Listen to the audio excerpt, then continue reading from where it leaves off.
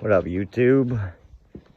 2007 Cadillac Escalade, 6.2 liter big block. Will not start. I don't know if anybody else has had this issue. I'm gonna give you a little bit of maybe hope. This is what happened to me. I get in, go to start it, and I've got nothing. I've got lights, everything along the lines, you know, no indication that the battery's dead, but it's acting like there's no juice in the battery. No click to the starter.